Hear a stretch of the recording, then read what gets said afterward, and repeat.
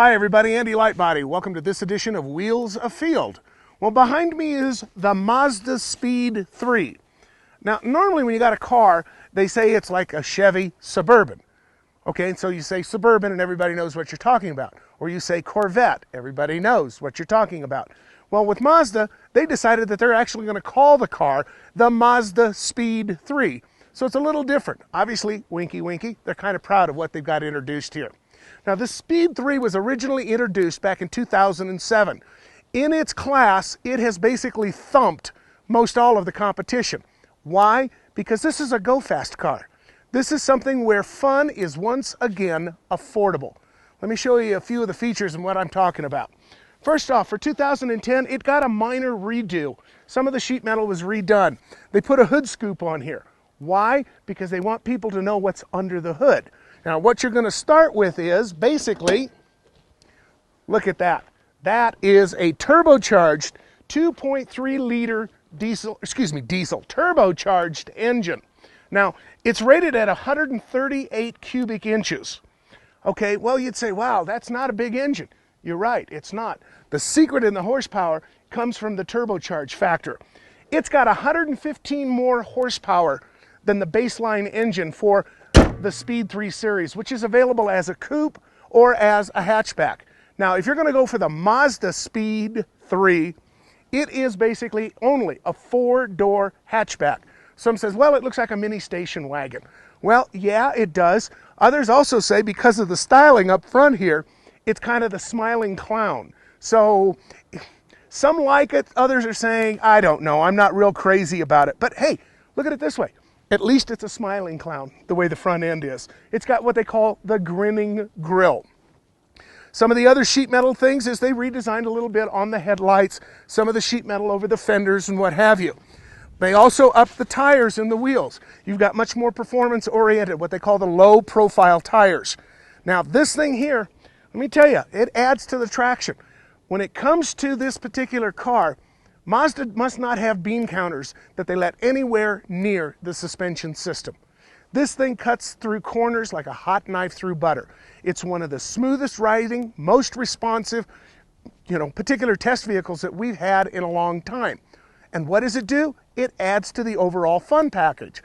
Keep in mind now, I've hooked it up to a turbocharged 4-cylinder engine that puts out 263 horsepower. In plainer words, it's a rocket sled. It gets up and it moves. Mazda was smart. They built it with a good suspension system that also was redesigned for 2010. Now, some people have complained that, when you got a front-wheel drive vehicle, you got that much horsepower, you're going to end up with what they call torque steer. Torque steer is where the vehicle wants to kind of pull into a turn. Well, yeah, it does a little bit of that. But to me, that enhances the sports car type driving characteristics of a vehicle that's a lot of fun. Let's look at some of the other features on this one. It's a 4-door. When you look at the inside, you almost feel like you're looking at a cockpit. It's got a lot of cockpit type features.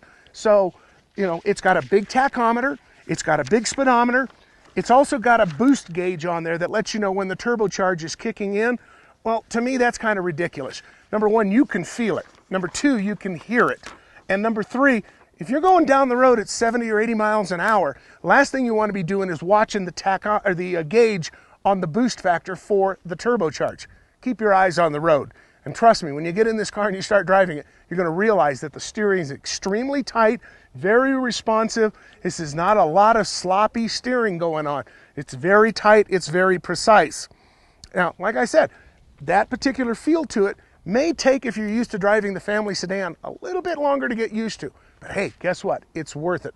One thing I would tell Mazda if they was going to do this again, I do not have an internal temperature gauge on the vehicle. I can't see what my engine is doing. So I would rather replace that boost gauge with a temperature gauge. Something as simple as that. All right. Like I said, large speedo tachometer. Everything looks real good. It's got a lot of steering wheel mounted controls. In fact, if you count all of the control buttons on the steering column and on the actual steering wheel, there's 17 different functions. They're kind of small, but yeah, they do work. This particular vehicle is the upgraded model, which has got a optional package, what they call the tech package. It's $1,900, and that's about the only option that's on this vehicle. What it includes is an onboard navigation system. It includes the Bose sound system, which is extremely dynamic, and it includes, of course, the proverbial key fob, which you've got to have to keep track of and make sure that you don't walk away and have somebody else trying to drive it, because guess what? They're not going to be able to do it. You either have to leave it in the vehicle or hand it off to somebody. Seats are comfortable. They're more the racing style. Big pedals on the floor, because this has got a 6-speed transmission, which allows this vehicle to get up and move. I mean, we can go from 0 to 60 in about 5.5 seconds. So it runs through the gears real quickly. Everything revs up nice. I like it. It's a good feel. Guess what? It's also affordable. I'll tell you a little bit more about that in a minute. Moving to the back, of course, obviously, this is not a big vehicle. This is not a big, SUV. It's got a 60-40 split on the seat factor. The seats, again, are comfortable. You can throw the seats down, one of them, both of them at the same time, and that obviously will help you increase your cargo facility. Up on top, you've got the rails for a roof rack, but that is an option that I couldn't find anywhere in any of the Mazda literature, so I'm not even sure if they allow one for it. Maybe you can look for an aftermarket product on that, but again, wouldn't be a bad idea because of the fact, hey, if you want to put your skis up here, if you want to put your fishing rods and, small inflatable raft or what have you, it's going to greatly increase your room. Moving out to the back here.